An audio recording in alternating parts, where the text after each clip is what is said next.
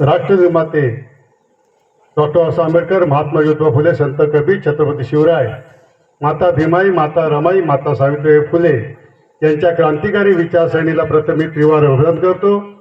आजच्या या कार्यक्रमाचे सन्माननीय अध्यक्ष महोदय, मजेगाव सायली भीमसंदेश जलसा मंडळ यांना मी मानाचा जयभीम करतो. आणि ज्या माझ्या दादासाठी की त्या दादाची माझी कधी भेट झाली नाही, पण मी त्या दादाचं नाव ऐकून होतो आणि खरोखर मी स्वतःला अभाविक समजतो की 2-3 वेळा त्यांची माझी मुंबईत भेट झाली होती. परंतु नक्की हे दीपक दादा, पांडू दादा आहेत का, मला माहीत, माझी गडबड होती. सरांना ते आठवतं. मी माझ्या या बंधूच्या जलदानदीला आलो नाही, परंतु मी आज त्यांच्या पुण्यस्मरण दिनाला उपस्थित झालो. मी प्रथम त्यांना त्रिवार अभिवादन करतो. बांधवांनो, अनेक वक्त्यांनी या ठिकाणी आपलं मनोगत व्यक्त केलेलं आहे. मी एवढंच सांगेन की माणूस किती जगला त्यापेक्षा तो कसा जगला, त्यानं किती माया जमवली त्यापेक्षा त्यानं किती जणांना माया लावली, त्यानं नक्की आयुष्यात काय केलं. तर आयुष्यात काय केलं याचं ज्वलंत उदाहरण म्हणजे पांडुरंगदादा गरीब होता. पांडुरंगदादाला सरकारी नोकरी नव्हती. पांडुरंगदादाकडे माझ्यासारख्या किंवा सरांसारख्या पदव्या डिग्र्या नव्हत्या. परंतु उच्च शिक्षित नसतानाही 4थी पास झालेल्या आमच्या पांडुदादानं जे साहित्य निर्माण केलं, हे साहित्य म्हणजे साहित्याचा महासागर. हजारो गाणी दादा लिहितात, 21 एकांकिका त्यांनी लिहिल्या आणि ते प्रबोधनाच्या लिहिल्या.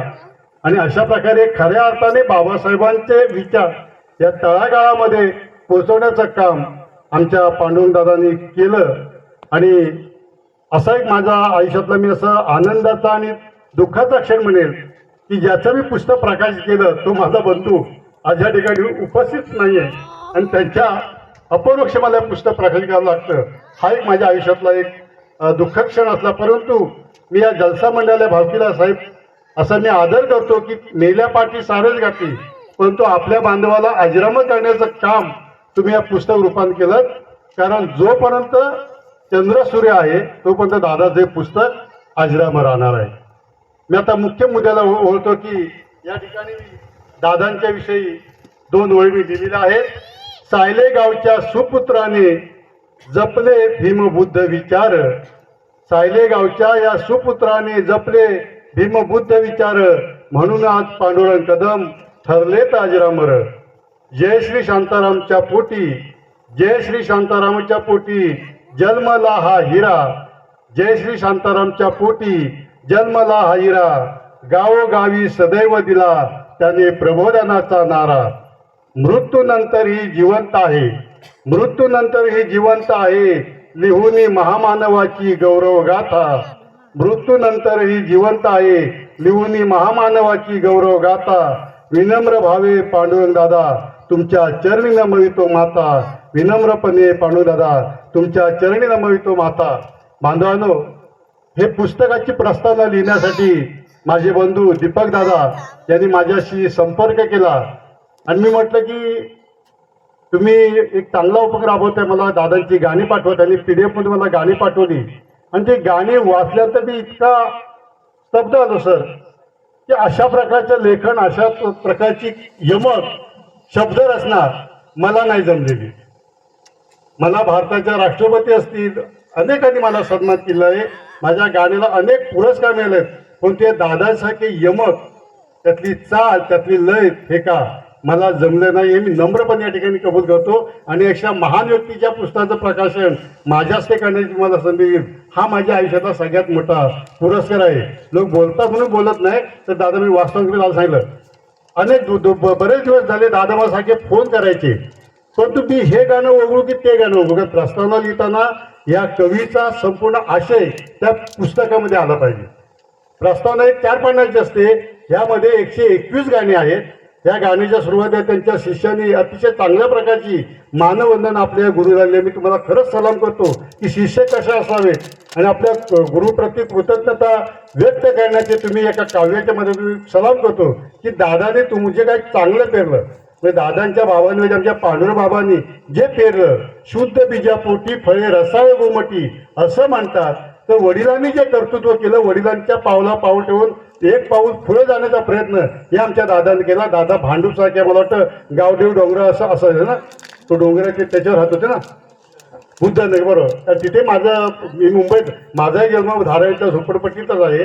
परंतु अशा एका त्या गावदेवीच्या डोंगरावर भांडूपसारख्या झोपडपट्टीमध्ये दादा जन्माला, त्या झोपडपट्टीमध्ये गिरा जन्माला आला आणि आपल्या वडिलांचा वारसा जपण्याचं त्यांनी काम केलं. हे मोठं काम आहे. काही नाटिका लिहिल्या, माझे बंधू, ज्येष्ठ साहित्यिक, आणि ज्यांनी या खऱ्या अर्थाने कलावंतांना या विचार मंचावर एकत्र आणण्याचं त्याची तळमळ, तिच्यात पैसे नसतात. आमच्या मनोजचा, माझा भाऊ लोवलेगावचा आमचा मनोज जाधव, खिशात त्याच्या कधी पैसे नसतात, पण तो एवढा काय होतं, कसं काय करून मला आश्चर्य वाटतं. कोणा उपाशी पाठवत नाही आणि एवढ्या जलसा करून त्यांनी आणलं. दादा बंधूंना मी धन्यवाद देतो की तुझ्या एका चांगल्या कार्यक्रमातून या गावातल्या जलसा उठवलं. माझ्या पांडुरंग दादाची रमा तुझ्या त्यागाला तोडणे अशा प्रकारे नाटिका सर्वस्व आणली. याचं मेन कारण तुम्ही आहात की मनोज जाधव असतील, राहुल सर असतील, आमचे बंधू अहमद दादा असते, सगळेच माझे हे सगळे बंधू आहेत. मी नावलं करत नाही, सगळे मला आदरणीय आहेत आणि हे सगळे माझे मार्गदर्शक आहेत. की मी एखादा काय वेळ लिहिलं नाटक, आमच्या मनोज माझा विद्यार्थी आहे, परंतु त्याचं करतो माझ्यापेक्षा विश्वासमता बंधू असे किंवा आता त्यांचं मंच ह्याचं पाहिलं आहे की काय माहिती की कलाकारांना एकमेकाला पुढे आणलं पाहिजे. बरं असं घडतं की शिकले ते उकले, गेले तर वाया, लाजतात जय भीमकारा, पाठी पुस्तक नव्हतं दप्तर वर्गाच्या बाहेर, बसवी मास्तर छडी तो मास्तर लांबून मारी, वर्गात बसायला बी चोरी, पाण्याच्या माठाला बंदी धराया आणि लाजतात जय भीमकारा. दादानी या प्रत्येक एक एक गीत जे लिहिले ना ते अनमोल गीत आहे. त्यांनी हुंडाबंदीवर त्या लिहिलंय, त्यांनी कोरोनावर लिहिलंय. मला सुट्टाचं साथ दादाचं गाणं खूप आवडलं. म्हणजे अशा प्रकारचं मिस्किल गाणं आणि ते पोरीचं टेलरचं गाणं, म्हणजे अशा प्रकारचं मिस्किलपणा खरोखर जे गाणं आनंद दादा करे देण्याचा प्रामाणिक प्रयत्न करेन की दादा सांगे हे गाणं आमच्या का कविता आहे, निश्चित चांगले लोक त्याला उचलून जाते. मी प्रामाणिक प्रयत्न करेन ते येईल ते मला माहिती नाही, पण निश्चितपणे सुक्ताचं सार असेल तर ते टेलरचं गाणं असेल. दादानं भाऊबीज लिहिलं आहे, हुंडाबैल आहे, सोनबा लिहिलेलं आहे, त्यांची प्रेमगीतं आहेत. भ्रष्टाचारावर अतिशय बेधडकपणे लिहिण्याचं धाडस दादानं दाखवलं आहे. मुंबई महानगरीवरती दादाने गाणेले प्रत्येकाचा उल्लेखच नाही, कारण तुमची सहनशीलता मला माहिती आहे, कारण मी माझ्या प्रस्तावनेमध्ये लिहिलं आहे की अशा प्रकारचं साहित्य लिहिण्याचं काम, एक एक शब्द नुसतं नाही ना, म्हणजे गाणी कोण पण लिहितो, टनी कुणी बी उठतो कवन कराया, कवी म्हणून मिरवाया, आशय विषय काहीच कळेना, शब्दाची या दाईना ऐशी तैशी, अशी मी कविताने सगळे कवी माझ्या अंगावर धावून आले. अरे म्हणलं तुम्ही लिहिताच ना. मी आता त्या कवीला सांगितलं हे पुस्तक घ्या, आमच्या पांडुदादांना लिहिले पुस्तक तुम्ही वाचा, गौरवगाथा वाचा, आणि गाणं कसं असावं, विषय कसा असावा, त्याची मांडणी कशी असावी, शब्दाची लय ठेका ताल सूर कसा असावा, ते पांडुरंग दादांच्या गीतातून बघायला मिळतं.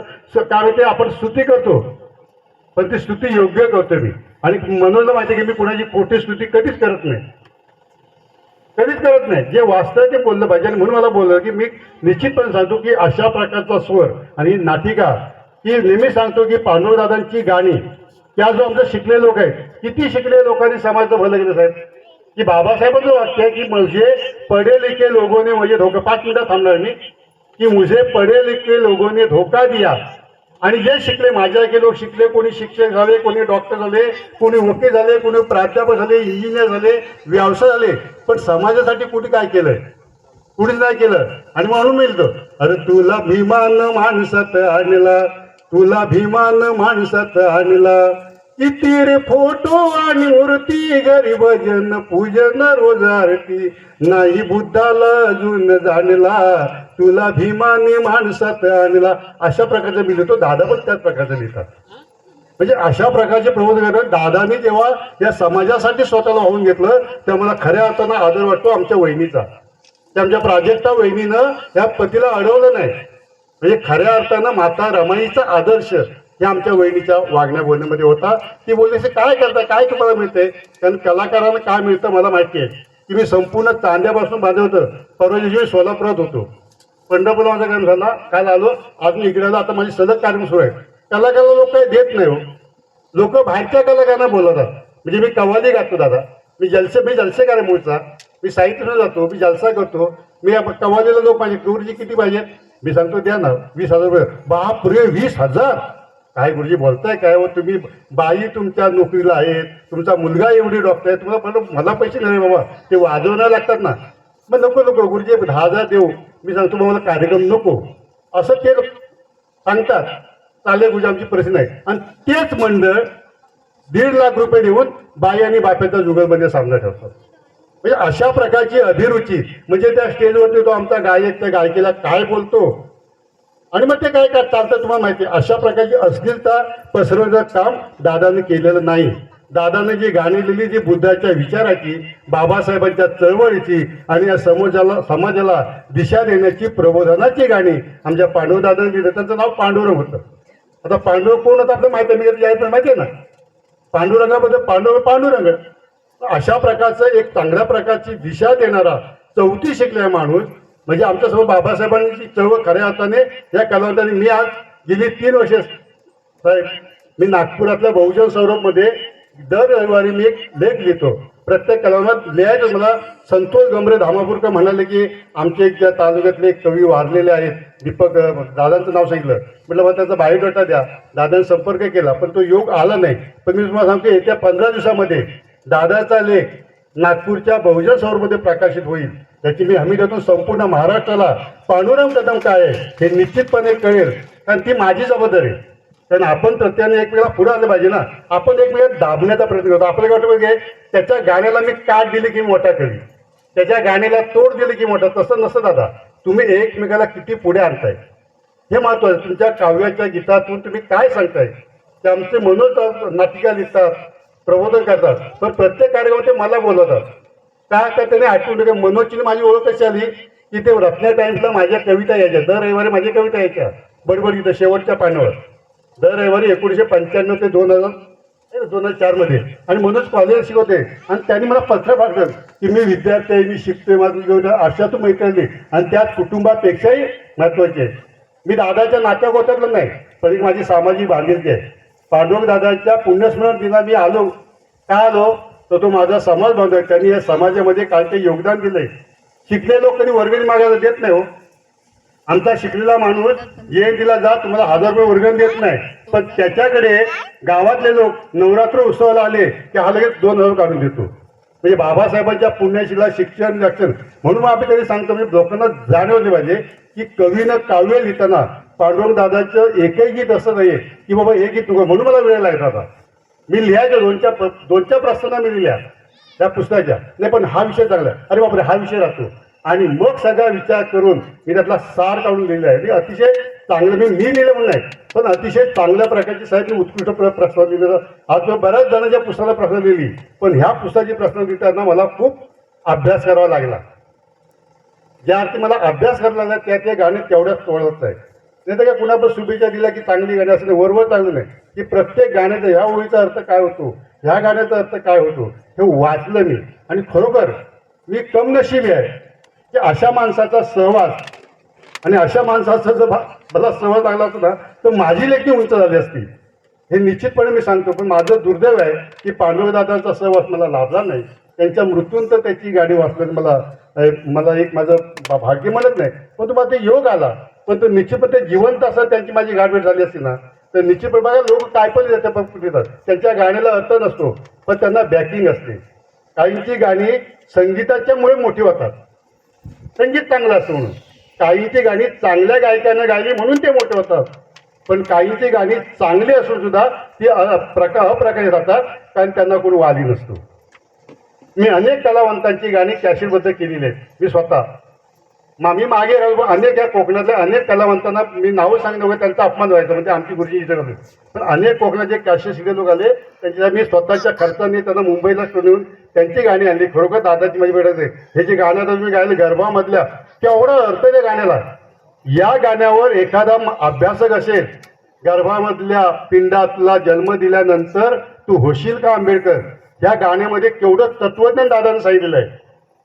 ह्या गाण्याच्या एका म्हणजे 10 ओळीचं गाणं असेल मला वाटतं आहे पण त्या 10 ओळीवरती एखादा अभ्यासक एक प्रबंध लिहील. एखादा विद्यार्थी एमफिलचा अभ्यास करेल. खरोखर सांगतो की हे पुस्तक एखाद्या अभ्यासकाच्या हातामध्ये गेलं तर निश्चित चांगलं. आपली भूक झालेली आहे. म्हणजे कसं होतं मी नेहमी माझ्या कवितेले की कसं जगावं बेकाराने चर्चा आणि व्याख्यान उपासपोटी ऐकत बसा पोटभर तत्वज्ञान.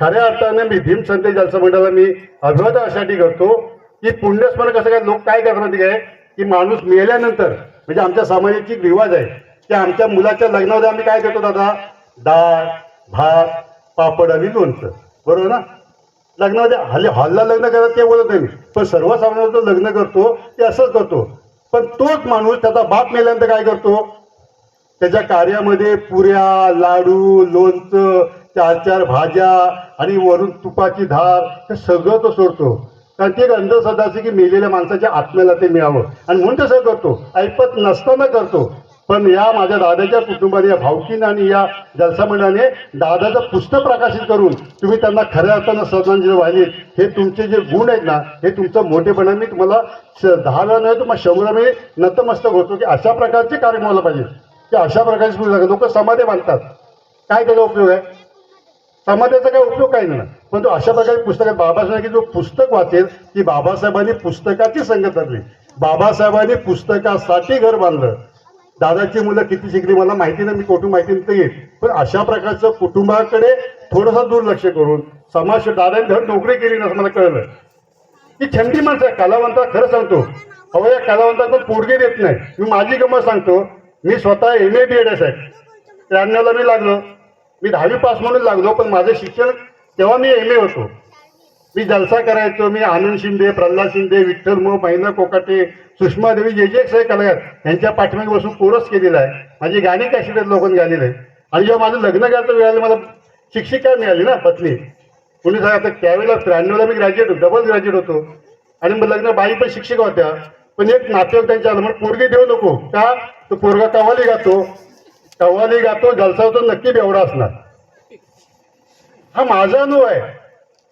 म्हणजे आमच्या कलाकाराकडे बघण्याचा दृष्टिकोन काय लोकांचा असतो की सगळ्यात कलाकार बेवडे नसतात माझ्या आत्मजीत मी ते बरेचसे गतसुटी गजबज त्याचे मी 2 असं लिहिलंय सगळं की मी स्टुडिओमध्ये गेलो होतो 2 मिनिटे गंमत म्हणजे सांगतो दादाच्या स्मरणात होतो की मी गेल्यानंतर भांडुपला स्टुडिओ आहे त्या डोंगरावरती आमच्या बायकांचा हे बाई तुमच्या संगमेश्वरातले आहे मला गाव माहिती नाही अनंतबाई तर त्यांच्या स्टुडिओवर गेलो होतो संध्या ट्रेन पकडली शनिवारी शाळा केली रात्री मी 8:30ला तिथे गेलो मला न्यायला टॅक्सी आली त्या स्टुडिओमध्ये गेलो आणि गेल्यानंतर तो वाजवणारा सारखा नुसता मला माझ्याकडे बघत होता मला काय कळलं नाही हो त्यांनी मला जेवायला दिलं पण तो मला सारखा खुणे असा खून होईल पण हा मला का खुणवतोय आम्ही जेवलो आणि तरी पण तो मला खून आहे नंतर मला बोलावलं त्यांना म्हटलं काय दादा का नाही थोडी तुमच्यासाठी आणले घ्या मग आपण काही रेकॉर्डिंग करू हा माझ्या जीवनातला अनुभव आहे मग त्याला सगळे ओरडले अरे म्हणे ते शिक्षक आहे ते बौद्धाचार्य आहेत ते समाजसेवा करतात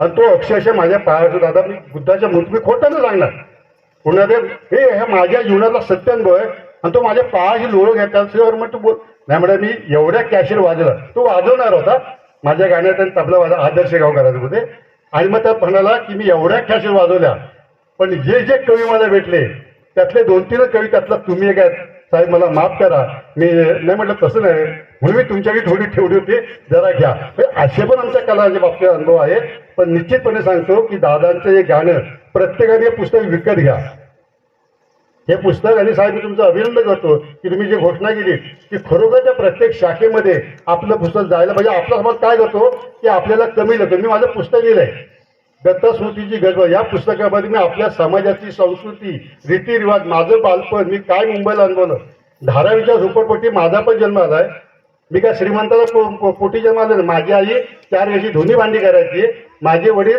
धारावीच्या सायनच्या तिथे रस्त्यावर हमाली करायचे हातगाडी ओढायचे पण त्यांनी मला शिकवलं कारण माझे आई वडील भाग्यवान आहेत त्यांनी बाबासाहेबांची सभा ऐकली होती नरेपालच्या महिना 1953ला माझ्या आईचं लग्न आलं होतं आणि बाबासाहेबांचं वाक्य लक्षात होतं तुम्ही उपाशी राहा पण तुमच्या मुला लेकरा शिकवा माझी आई म्हणा की माझ्या पोरगाला मी मास्तरच करणार दादा मगाशी म्हणा की मास्तर ती मास्तर म्हणे माझी आई ती म्हणे माझी मला खरोखर मास्तर केलं अशा प्रकारची ज्या जिद्द असेल ही चळवळ आहे ज्याला जमेल तसं त्यांनी समाजासाठी योगदान द्यायला पाहिजे आज माझे मनोज जाधव आहे ते साहित्याच्या माध्यमातून वेगवेगळी संमेलनं घेऊन स्वतः खिशात पैसे नसताना लोकांकडे मागून लोक त्यांना आणून द्यायला लागले पाहिजे इतकं ते चांगलं काम करतात पण कधी कोणाची उदाहरणासाठी करत नाही त्यांना मिळेल चांगलं काम करा लोक तुमच्या पाठी येतात आणि अशा प्रकारचे ज्याला जे जमेल ना त्यांनी चळवळ घ्यावा ही खरी चळवळ आहे ज्याला लिहिता येतं त्यांनी लिहिलं पाहिजे ज्याला गाता त्यांना गातलं पाहिजे ज्याच्याकडे पैसे आहेत त्यांनी समाजासाठी दिलं पाहिजे.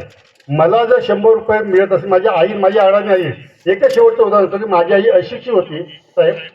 हे माझ्या आईचं कौतुक सांगत नाही, पण माझी आई काय करायची, टिपरीवर तांदूळ त्या सुपामध्ये घ्यायची, ताटामध्ये घ्यायची, टिपरी मोजून एक टिपरी ती घ्यायची आणि घेतल्यानंतर पुन्हा त्याची चिमुरवर काढायची ती आणि ती पुन्हा त्याच्यात टाकायची. म्हणजे काय, अशा 30 चिमट्या जर काढल्या तर त्याचा अर्थ काय, पुढच्या 2 दिवस आपले जादा वाढतील. ही माझी आईची बचत होते, ती बचत मलाही आहे. मी सुद्धा, मला 100 रुपये कमवले तर 2 रुपये मी डब्यात टाकून ठेवतो. आज मी ती माहिती म्हणून राष्ट्रधन मोठा आहे. निश्चितपणे दादाला मी अभिवादन करताना मला वाटतं आपण एखादं चर्चासत्र आपण ठेवूया पुस्तकावर. या पुस्तकावर जास्तीचं समीक्षा छापून येण्याची आम्ही किंवा मनोस्वामी निश्चितपणे प्रयत्न करू. दादांची जी गाणी आहे ती तुम्ही खरंच गा. मी हा कार्यक्रम संध्याकाळी असं मला जलसा बघायची इच्छा होती, पण तो आज माझा नेमका कव्वालीचा कार्यक्रम आहे, त्यामुळे मी थांबू शकत नाही.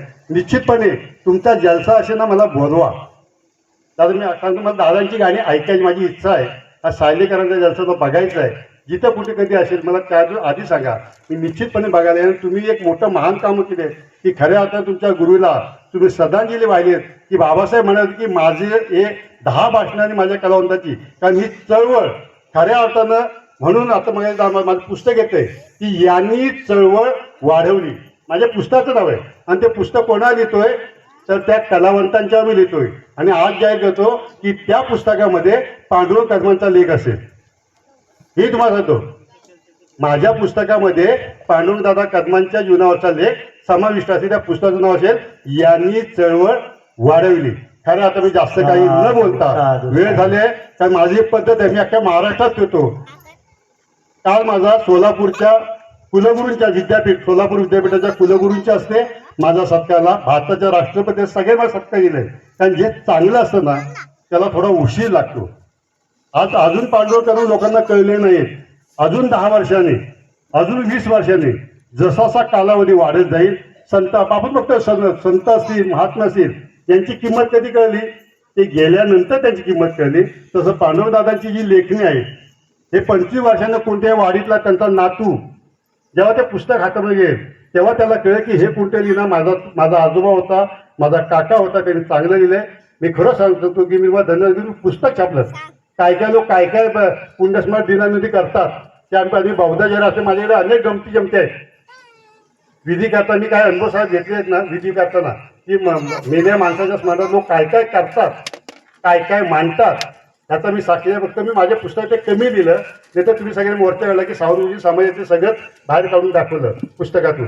नाही तर ते आमच्या बाकी बलूनवाद्या लिहिलं, उपराकार लिहिलं, तसं माझं आत्मजी मी वेगळ्या पद्धतीने नियंत्रण केलं. दादानी हे गाणं दिलं, कुठेही याच्यामध्ये अश्लीलता नाही आहे. या गाण्यामध्ये साहेब कुठे अश्लीलता नाही आहे.